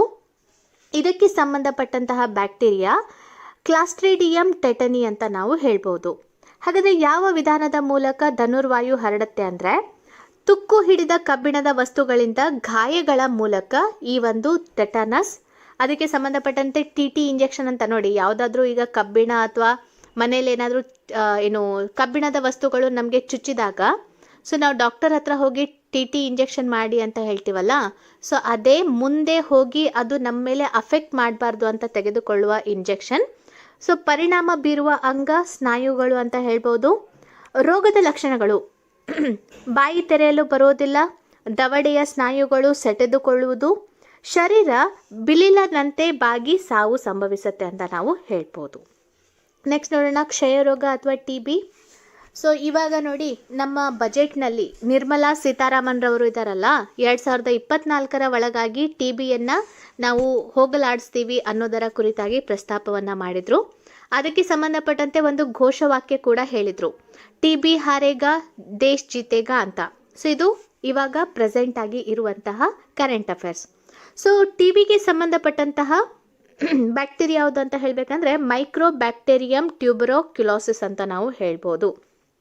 ಹರಡುವ ವಿಧಾನ ಉಸಿರಾಟದ ಮೂಲಕ, ಪರಿಣಾಮ ಬೀರುವ ಅಂಗ ಶ್ವಾಸಕೋಶ. ಹಾಗಾದರೆ ಯಾವ ರೀತಿಯಾದಂಥ ಲಕ್ಷಣಗಳು ನಮಗೆ ಕಾಣಿಸುತ್ತೆ ಕ್ಷಯರೋಗ TB ಆ ಒಂದು ಸನ್ನಿವೇಶದಲ್ಲಿ? ವಿಪರೀತ ಕೆಮ್ಮು, ದೇಹದ ತೂಕ ಕಡಿಮೆ ಆಗುವುದು, ಸದಾ ಆಯಾಸದಲ್ಲಿ ಇರುವುದು. ಸೊ ಇದೆಲ್ಲ TB ಅಥವಾ ಕ್ಷಯರೋಗದ ಪ್ರಮುಖ ಲಕ್ಷಣ. ಮುಂದಿಂದು ಕಾಲರಾ. ಸೊ ಬ್ಯಾಕ್ಟೀರಿಯಾ ಯಾವುದಂತ ಹೇಳಬೇಕಂದ್ರೆ ವಿಬ್ರಿಯೋ ಕಾಲರೆ. ಹರಡುವ ವಿಧಾನ ಕಲುಷಿತ ನೀರು, ಆಹಾರ, ಕೀಟಗಳ ಮೂಲಕ ಇದು ಹರಡುತ್ತೆ. ಪರಿಣಾಮ ಬೀರುವ ಅಂಗ ಕರುಳು ಅಂತ ಹೇಳ್ಬೋದು. ರೋಗದ ಲಕ್ಷಣ ವಿಪರೀತ ವಾಂತಿ ಭೇದಿ ಉಂಟಾಗತ್ತೆ ಅಂತ ಹೇಳ್ಬೋದು. ನೆಕ್ಸ್ಟ್ ನೋಡಿ ಟೈಫಾಯ್ಡ್ ಅಥವಾ ವಿಷಮ ಶೀತ ಜ್ವರ ಅಂತ ಹೇಳ್ತೀವಲ್ಲ, ಸೊ ಇದೆಲ್ಲ ಈಗಾಗಲೇ ಕೇಳಿರುವಂಥದ್ದು ಮತ್ತು ಕೇಳ್ತಾನೆ ಅತಿ ಸಂಭವನೀಯವಾದಂತಹ ಪ್ರಶ್ನೆಗಳು ಅಂತ ಹೇಳ್ಬೋದು. ಬ್ಯಾಕ್ಟೀರಿಯಾ ಯಾವುದು ಅಂತ ಹೇಳಬೇಕಂದ್ರೆ ಸಾಲ್ಮೊನೆಲ್ಲಾ ಟೈಫಿ ಅಂತ ಹೇಳ್ಬೋದು. ಹರಡುವ ವಿಧಾನ ಕಲುಷಿತ ನೀರು, ಆಹಾರ, ನೊಣಗಳ ಮೂಲಕ. ಪರಿಣಾಮ ಬೀರುವ ಅಂಗ ಕರುಳು ಅಂತ ಹೇಳ್ಬೋದು. ರೋಗದ ಲಕ್ಷಣ ಜ್ವರ, ಬಡಬಡಿಸುವಿಕೆ, ಮಲಬದ್ಧತೆ, ವಾಂತಿ ಭೇದಿ, ಜ್ವರಕ್ಕೆ ತಕ್ಕಂತೆ ನಾಡಿ ಬಡಿತ ಇರೋದಿಲ್ಲ. ಓಕೆ, ಇದು ಟೈಫಾಯ್ಡ್ನ ಪ್ರಮುಖ ಲಕ್ಷಣಗಳು. ಸೊ ಮುಂದಿನ ನೋಡಿ ಕುಷ್ಠರೋಗ ಲೆಪ್ರಸಿ ಅಂತ ಹೇಳ್ಬೋದು. ಕಾರಣವಾಗುವಂತಹ ಬ್ಯಾಕ್ಟೀರಿಯಾ ಮೈಕ್ರೋ ಬ್ಯಾಕ್ಟೀರಿಯಂ ಲೆಪ್ರೆ ಅಂತ ಹೇಳ್ಬೋದು. ಇವಾಗ ಕರೆಂಟ್ ಅಫೇರ್ಸ್ಗೆ ಸಂಬಂಧಪಟ್ಟಂತೆ ಹೇಳಬೇಕಂದ್ರೆ ಯಾರಿಗೆ ಈ ಕುಷ್ಠರೋಗ ಸ್ವಲ್ಪ ಸಿವಿಯರ್ ಆಗಿ ಅಂಗವಿಕಲತೆ ಆಗತ್ತಲ್ಲ, ಸೊ ಅವ್ರಿಗೋಸ್ಕರ ಕೇಂದ್ರ ಸರ್ಕಾರ ಒಂದು ಹೊಸ ಯೋಜನೆಯನ್ನು ಮಾಡಿದೆ. ಸೊ ಅದು UDID ಅನ್ನುವಂತಹ ಯೋಜನೆ. ಸೊ ಈ ಕಾರ್ಡನ್ನು ತೆಗೆದುಕೊಂಡು ಸೊ ಕುಷ್ಠರೋಗ ಸಿವಿಯರ್ ಆಗಿ ಅಂಗವಿಕಲರ ಆಗಿರುವಂತಹ ಅಭ್ಯರ್ಥಿಗಳಿಗೆ ಚಿಕಿತ್ಸೆ ನೀಡಲಿಕ್ಕೆ ಈ ಒಂದು ಕಾರ್ಡ್ ಸಹಾಯ ಮಾಡುತ್ತೆ ಅಂತ ಹೇಳ್ಬೋದು. ಪರಿಣಾಮ ಬೀರುವ ಅಂಗ ಚರ್ಮ ಮತ್ತು ನರಗಳು. ರೋಗದ ಲಕ್ಷಣಗಳು ಅಂತ ಹೇಳಬೇಕಂದ್ರೆ ಸ್ಪರ್ಶ ಜ್ಞಾನವಿಲ್ಲದ ಮಚ್ಚೆಗಳು, ಚರ್ಮದ ಮೇಲೆ ಬಿಳಿ ಕೆಂಪು ಬಣ್ಣದ ಕಲೆಗಳು, ಕೈಕಾಲು ಬೆರಳಿನ ತುದಿಗಳು ಮೊಂಡಾಗಿರುವುದು. ಸೊ ಇದು ಕುಷ್ಠರೋಗ ಅಥವಾ ಲೆಪ್ರಸಿಯ ಲಕ್ಷಣಗಳು. ನೆಕ್ಸ್ಟ್ ನೋಡೋಣ ಪ್ಲೇಗ್. ಸೊ ಬ್ಯಾಕ್ಟೀರಿಯಾ ಯಾವುದಂತ ಹೇಳಬೇಕಂದ್ರೆ ಎರ್ಸಿನಿಯಾ ಪೆಪ್ಟಿಸ್ ಅಂತ ಹೇಳ್ಬೋದು. ಇದು ಹಳೆ ಕಾಲದಲ್ಲಿ ಇದ್ದಂತಹ ರೋಗ ಅಂತ ಹೇಳ್ಬೋದು. ಹರಡುವ ವಿಧಾನ ಇಲಿಗಳು, ಚಿಹಟೆಗಳು ಕಚ್ಚುವುದರ ಮೂಲಕ ಸೊ ಇವು ಹರಡತ್ತೆ ಅಂತ ಹೇಳ್ಬೋದು. ಪರಿಣಾಮ ಬೀರುವ ಅಂಗ ದುಗ್ಧರಸ ಗ್ರಂಥಿಗಳು, ಸೊ ಅದೇ ರೀತಿಯಾಗಿ ಶ್ವಾಸಕೋಶಗಳು ಅಂತ ಹೇಳ್ಬೋದು. ಸೊ ಹಾಗಾದರೆ ಸಾಮಾನ್ಯವಾಗಿ ಪ್ಲೇಗ್ ರೋಗದಿಂದ ಯಾವ ಲಕ್ಷಣಗಳನ್ನು ನಾವು ನೋಡ್ಬೋದು ಅಂದರೆ ಕಂಕುಳ ಕುತ್ತಿಗೆಯ ಭಾಗದಲ್ಲಿರುವ ದುಗ್ಧರಸ ಗ್ರಂಥಿಗಳು ಊದಿಕೊಳ್ಳುತ್ತೆ, ಭೀಕರ ಸ್ವರೂಪದ ನ್ಯೂಮೋನಿಯಾ ಉಂಟಾಗತ್ತೆ ಪ್ಲೇಗ್ ಕಾಣಿಸಿಕೊಂಡಾಗ. ನೆಕ್ಸ್ಟ್ ನೋಡೋಣ ಅಂಥ್ರಾಕ್ಸ್. ಸೊ ನೆಗಡಿ ಜ್ವರ ಅಂತ ಕೂಡ ಹೇಳ್ಬೋದು. ಬ್ಯಾಕ್ಟೀರಿಯಾ ಯಾವುದಂತ ಹೇಳಬೇಕಂದ್ರೆ ಬೆಸಿಲಸ್ ಅಂಥ್ರಾಕ್ಸ್. ಹರಡುವ ವಿಧಾನ ಸಂಪರ್ಕದಿಂದ. ಪರಿಣಾಮ ಬೀರುವ ಅಂಗ ಅಂತ ಹೇಳಬೇಕಂದ್ರೆ ಸೀಳು ಪಾದದ ಗೊರಸು ಕಾಲುಳ್ಳ ಪ್ರಾಣಿಗಳಿಗೆ ಸೊ ಇದು ಪರಿಣಾಮ ಬೀರುತ್ತೆ. ರೋಗ ಲಕ್ಷಣಗಳು ಕಣ್ಣುಗಳು ಕೆಂಪಾಗಿ ನೀರು ಸಿರುವುದು, ಮಲಬದ್ಧತೆಯಿಂದ ಹೊಟ್ಟೆ ಊತ ಆಗೋದು. ನೆಕ್ಸ್ಟ್ ನೋಡಿ ಗೊನೇರಿಯಾ. ಕಾರಣವಾಗುವ ಬ್ಯಾಕ್ಟೀರಿಯಾ ನಿಸ್ಸೇರಿಯಾ ಗೊನೊರೋಯಿಯಾ ಅಂತ ಇದೆ. ಡೈರಿಯಾ ಸೊ ಬೇದಿ ಅಂತ ಹೇಳ್ಬೋದು. ಬ್ಯಾಕ್ಟೀರಿಯಾ ಬ್ಯಾಸಿಲಸ್ ಕೊಲೈ ಅಂತ ಹೇಳ್ಬೋದು. ಡಿಪ್ತೀರಿಯಾ ಕೊರೆನಿ ಬ್ಯಾಕ್ಟೀರಮ್ ದಿಪ್ತಿರಿಯೆ ಅಂತ ಬರುತ್ತೆ. ಸೊ ದಿಪ್ತಿರಿಯಾಗೆ ಕಾರಣವಾಗುವಂತಹ ಬ್ಯಾಕ್ಟೀರಿಯಾ. ಸೊ ಅದೇ ರೀತಿಯಾಗಿ ಇನ್ಫ್ಲೂಯೆನ್ಸಾ ಕಾರಣವಾಗುವ ಬ್ಯಾಕ್ಟೀರಿಯಾ ಹಿಮೋಫಿಲಿಸ್ ಇನ್ಫ್ಲೂಯೆನ್ಸಾ. ಜಾಂಡಿಸ್ ಕಾಮಾಲೆ ರೋಗ ಅಂತ ಕೂಡ ಹೇಳ್ತೀವಿ. Leptospira icterohaemorrhagiae bacteria. Pneumonia Diplococcus pneumoniae. ನಾಯಿ ಕೆಮ್ಮಿಗೆ ಬೊರೆಡೆಲ್ಲಾ ಪರಟುಸಿಸ್. ವಿಷಾಹಾರಕ್ಕೆ ಕ್ಲಾಸ್ಟ್ರಿಡಿಯಂ ಬೊಟುಲಿನಮ್ ಅಂತ ಬರುತ್ತೆ. ಸಿಪಿಲಿಸ್ಗೆ ಟ್ರೆಪೋನಿಮಾ ಪಾಲಿಡಿಯಂ. ಸೊ ಇದನ್ನೆಲ್ಲ ಕೇಳಿಲ್ಲ. ಸೊ ಜಾಂಡಿಸ್ ಮತ್ತು ಇನ್ಫ್ಲುಯೆನ್ಸಾ ಕೇಳಿದ್ದಾರೆ. ಸೊ ನಾಯಿ ಕೆಮ್ಮು, ವಿಷಾಹಾರ, ಸಿಪಿಲಿಸ್ ಕೇಳಿಲ್ಲ, ಆದರೆ ಮುಂದೆ ಕೇಳಬಹುದು ಅಂತ ಅದರ ಮಾಹಿತಿಯನ್ನು ನಿಮಗೆ ಹೇಳಿದೆ. ಈಗ ಏಕಕೋಶ ಜೀವಿಗಳಿಂದ ಬರುವಂತಹ ರೋಗಗಳನ್ನು ನೋಡೋಣ. ಮೊದಲನೇದು ಮಲೇರಿಯಾ. ಸೊ ಯಾವುದು? Plasmodium vivax. ಅಮಿಬಿಕ್ ಆಮಶಂಕೆ ಎಂಟಮೀಬಾ. ನಿದ್ರಾ ರೋಗ ಟೈಫನೋಸೋಮಾ ಅಂತ ಹೇಳ್ಬೋದು. ಅದೇ ರೀತಿಯಾಗಿ ಕಾಲಾ ಅಜಾರ್ ಲೆಶ್ಮಾನಿಯಾ ಅಂತ ಹೇಳ್ಬೋದು. ಜಿಯಾರ್ಡಿಯಾಸಿಸ್ ಜಿಯಾರ್ಡಿಯಾ ಅಂತ ನಾವು ಹೇಳ್ಬೋದು. ಈಗ ಸದ್ಯದಲ್ಲಿ ನಮಗೆಲ್ಲರಿಗೂ ಇದು ಏನು ಅಂತ ಹೇಳಬೇಕಂದ್ರೆ ಯಾವುದ್ರ ಮೇಲೆ ನಾವು ಹೈಲೈಟ್ ಮಾಡಬೇಕು ಅಂದರೆ ಕೋವಿಡ್-19 ಅಥವಾ ಕೊರೋನಾ ವೈರಸ್ ಅಂತ ಹೇಳ್ಬೋದು. Okay, so COVID-19 corona virus ಕುರಿತಾಗಿ ಸ್ವಲ್ಪ ಮಾಹಿತಿಯನ್ನು ಹೇಳ್ತೀನಿ, ಯಾಕಂದರೆ ಅದ್ರ ಮೇಲೆ ಕೇಳ್ಬೋದು. ಸೊ ಇವಾಗ ನಮ್ಮ ಭಾರತದಲ್ಲಿನೇ ಏನು ಮಾಡಲಾಗಿದೆ, ಸೊ ವಿಶೇಷವಾದಂತಹ ಮೈಕ್ರೋಸ್ಕೋಪ್ಗಳನ್ನು ಬಳಕೆ ಮಾಡುವ ಮೂಲಕ ಸೊ ಮೇ ತಿಂಗಳಿನಲ್ಲಿ ಈ ಕೊರೋನಾ ವೈರಸ್ನ ಚಿತ್ರವನ್ನು ತೆಗೆಯಲಾಗಿತ್ತು. ಸೊ ಅದರ ಈ ಚಿತ್ರವನ್ನು ನಾವು ನೋಡ್ಬೋದಾಗಿದೆ. ಸೊ ಹಾಗಾದರೆ ಕೋವಿಡ್-19 ಕುರಿತಾಗಿ ಸ್ವಲ್ಪ ಸರಳ ಮಾಹಿತಿಯನ್ನು ನೋಡೋಣ. ಬೇರೆ ಬೇರೆ ವ್ಯಕ್ತಿಗಳಿಗೆ ಬೇರೆ ಬೇರೆ ರೀತಿಯಲ್ಲಿ ಇದು ಬಾಧಿಸುತ್ತೆ. ಬಹುತೇಕ ಸೋಂಕಿತ ವ್ಯಕ್ತಿಗಳು ಮಂದ್ರದಿಂದ ಮಧ್ಯಮ ಪ್ರಮಾಣದ ಅನಾರೋಗ್ಯಕ್ಕೆ ಒಳಗಾಗ್ತಾರೆ ಮತ್ತು ಆಸ್ಪತ್ರೆಗೆ ದಾಖಲೆ ಆಗದೆ ಚೇತರಿಸಿಕೊಳ್ತಾರೆ. ಸೊ ಸಾಮಾನ್ಯ ಗುಣಲಕ್ಷಣಗಳು ಅಂತ ಹೇಳಬೇಕಾದ್ರೆ ಜ್ವರ, ಒಣ ಕೆಮ್ಮು, ಸುಸ್ತಾಗೋದು. ಅಷ್ಟೇನು ಸಾಮಾನ್ಯವಲ್ಲದ ಗುಣಲಕ್ಷಣಗಳು ಅಂದರೆ ಗಂಟಲು ನೋವು, ಬೇದಿ, ಕಣ್ಣು ಬೇನೆ, ತಲೆನೋವು, ರುಚಿ ಅಥವಾ ವಾಸನೆ ಇಲ್ಲದಿರುವುದು, ಚರ್ಮದ ಮೇಲೆ ದದ್ದು ಅಥವಾ ಕೈ ಬೆರಳು ಅಥವಾ ಕಾಲ್ಬೆರಳುಗಳು ಬಿಳುಚುವುದು. ಸೊ ಇದು ಕೊರೋನಾದ ಒಂದು ಸಾಮಾನ್ಯ ಲಕ್ಷಣ. ಇವಾಗ ಸರಿಯಾಗಿ ಅರ್ಥ ಮಾಡ್ಕೊಳ್ಳಿ. ಯಾವಾಗ ಚೀನಾದ ವುಹಾನ್ನಿಂದ ಬಂತಲ್ಲ, ಸೊ ಆವಾಗ ಅದು ಬೇರೆ ರೀತಿಯಲ್ಲಿ ಇತ್ತು. ಕೊರೋನಾ ವೈರಸ್ ಇದೆಲ್ಲ ಅದು ಬೇರೆ ರೀತಿಯಲ್ಲಿ ಇತ್ತು. ಸಮಯಕ್ಕೆ ತಕ್ಕಂತೆ ಆ ಕೊರೋನಾ ವೈರಸ್ ಏನಾಯಿತು, ಅದರಲ್ಲಿ ಬದಲಾವಣೆ ಆಯಿತು. A to A ಆ ರೀತಿಯಾಗಿ ಬದಲಾವಣೆ ಆಯ್ತು ಅಂತ ಹೇಳ್ಬೋದು. ಇವಾಗ ಮತ್ತೆ ಇನ್ನೂ ಜಾಸ್ತಿ ಅಡ್ವಾನ್ಸ್ ಆಗಿ ಬ್ರಿಟನ್ನಿಂದ ಅದು ಮತ್ತೆ ನಮಗೆ ಪರಿಣಾಮವನ್ನು ಬೀರ್ತಾ ಇದೆ ಅಂತ ಹೇಳ್ಬೋದು. ಇವಾಗ ಕೊರೋನಾ ವೈರಸ್ ಕರ್ನಾಟಕದಲ್ಲಿಯೂ ಕೂಡ ಬಂದಿರೋದರ ಕುರಿತಾಗಿ ನ್ಯೂಸ್ಗಳಲ್ಲಿ ಮಾಹಿತಿಯನ್ನು ನಾವು ನೋಡ್ಬೋದು. ಸೊ ಹಾಗಾದರೆ ಈ ಕೊರೋನಾ ವೈರಸ್ ಕುರಿತಾಗಿ ಸ್ವಲ್ಪ ಮಾಹಿತಿಯನ್ನು ನೋಡೋಣ. ಸೊ ಮಾನವ ಕೊರೋನಾ ವೈರಸ್ಗಳಲ್ಲಿ ಎಷ್ಟು ಪ್ರಕಾರಗಳು ಇದೆ ಅಂತ ಹೇಳಬೇಕಂದ್ರೆ 7 ತಳಿಗಳು ಇರೋದನ್ನು ನೋಡ್ಬೋದು. So human corona virus 229E, HCOV 229E ಅಂತ ಅದನ್ನು ನಾವು ಕರಿತೀವಿ. So human corona virus OC43. So ಅದೇ ರೀತಿಯಾಗಿ ಸಾರ್ಸ್. ಸೊ ಸಾರ್ಸ್ ಕೋವಿಡ್ ಇದೆಯಲ್ಲ, ನಮ್ಮ PUC ಸೆಕೆಂಡ್ ಇಯರ್ ಪುಸ್ತಕಗಳಲ್ಲಿಯೂ ಕೂಡ ನಾವು ಇದರ ಕುರಿತಾಗಿ ನಾವು ನೋಡ್ಬೋದಾಗಿದೆ. ಸೊ ಇವಾಗ ಅಂದರೆ ಅದು ಇವಾಗ ಬಂದಿರೋದು ಇನ್ನೂ ಅಡ್ವಾನ್ಸ್ ಆಗಿರೋದು ಅಂತ ಹೇಳ್ಬೋದು. ಹ್ಯೂಮನ್ ಕೊರೋನಾ ವೈರಸ್ನಲ್ಲಿ NL63 4ನೆಯ ಪ್ರಕಾರ. So New Haven corona virus ಅಂತ ಹೇಳ್ಬೋದು. ಸೊ ನೆಕ್ಸ್ಟ್ ನೋಡೋಣ ಮಾನವ ಕೊರೋನಾ ವೈರಸ್. ಸೊ HKU1 ಮಧ್ಯಪ್ರಾಚ್ಯ ಉಸಿರಾಟದ ಸಿಂಡ್ರೋಮ್ ಕೊರೋನಾ ವೈರಸ್ ಅಂತ ಹೇಳ್ಬೋದು. ಮರ್ಸ್ ಅಂತ ಇವಾಗ ಇರೋದು ಸಾರ್ಸ್ ಮತ್ತು ಮರ್ಸ್ ಎರಡನ್ನ ಒಳಗೊಂಡಂತಹ ಕೊರೋನಾ ವೈರಸ್ ಅಂತ ಹೇಳ್ಬೋದು. ಸೊ ಈ ಮರ್ಸ್ ಇದೆಲ್ಲ ಯಾವಾಗ ಕಾಣಿಸ್ಕೊಂಡಿತ್ತು ಅಂದರೆ ಉಸಿರಾಟದ ಸಿಂಡ್ರೋಮ್ನ ಕೊರೋನಾ ವೈರಸ್ ಕಂಡಿರೋದು. ನೋವಲ್ ಕೊರೋನಾ ವೈರಸ್ 2012 ಮತ್ತು ಕಂಡಿತ್ತು. 2012ರಲ್ಲಿ ನಮಗೆ ಕಂಡು ಬಂದಿದ್ದಂತಹ ಮರ್ಸ್ ಕೊರೋನಾ ವೈರಸ್ ಅಂತ ಹೇಳ್ಬೋದು. ಸೊ ಅದನ್ನು HCOV EMC ಅಂತ ಕೂಡ ಕರೆಯಲಾಗತ್ತೆ. ಸೊ ಇವಾಗ ನಮ್ಮ ಮೇಲೆ ಇಫೆಕ್ಟ್ ಮಾಡ್ತಾ ಇರೋದು ನೋವೆಲ್ ಕೊರೋನಾ ವೈರಸ್ 2019 NCOV ಅಂತ ಕರಿಬೋದು. ಸೊ ಇದನ್ನು ವುಹಾನ್ ನ್ಯೂಮೋನಿಯಾ ಅಥವಾ ವುಹಾನ್ ಕೊರೋನಾ ವೈರಸ್ ಅಂತೂ ಕೂಡ ಇದನ್ನು ಕರೀತಾರೆ. ಈ ಸಂದರ್ಭದಲ್ಲಿ ನೋವೆಲ್ ಅಂದರೆ ಹೊಸದಾಗಿ ಪತ್ತೆಯಾದ ಅಥವಾ ಹೊಸದಾಗಿ ಹುಟ್ಟಿದ, ಮತ್ತು ಇದು ಪ್ಲೇಸ್ ಹೋಲ್ಡರ್ ಹೆಸರನ್ನು ನಾವು ನೋವೆಲ್ ಅಂತ ಕರಿತೀವಿ.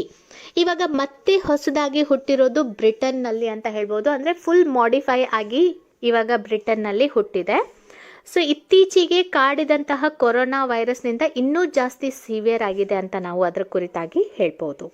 So corona ವೈರಸ್ಗಳು HCOV229E, NL63, OC43, HKU1 ನಿರಂತರವಾಗಿ ಮಾನವ ಜನಸಂಖ್ಯೆಯಲ್ಲಿ ಹರಡುತ್ತದೆ ಮತ್ತು ವಯಸ್ಕರು ಮತ್ತು ಮಕ್ಕಳಲ್ಲಿ ವಿಶ್ವದಾದ್ಯಂತ ಉಸಿರಾಟದ ಸೋಂಕನ್ನು ಇದು ಉಂಟು ಮಾಡುತ್ತೆ ಅಂತ ನಾವು ಹೇಳ್ಬೋದು. ಓಕೆ, ಸೊ ಇದರ ಮೇಲೆ ಒಂದು ಕ್ವಶನ್ ಪಕ್ಕಾ ಬರುತ್ತೆ ಇವತ್ತು ಹೇಳಿದಂತಹ ಟಾಪಿಕ್ ಮೇಲೆ. ನಾಳೆ ಸಾಮಾನ್ಯ ವಿಜ್ಞಾನಕ್ಕೆ ಸಂಬಂಧಪಟ್ಟಂತೆ ಒನ್ ಲೈನರ್ಗಳನ್ನು ಹೇಳ್ಕೊಡ್ತೀನಿ. ಈ ಟಾಪಿಕನ್ನು ಇಗ್ನೋರ್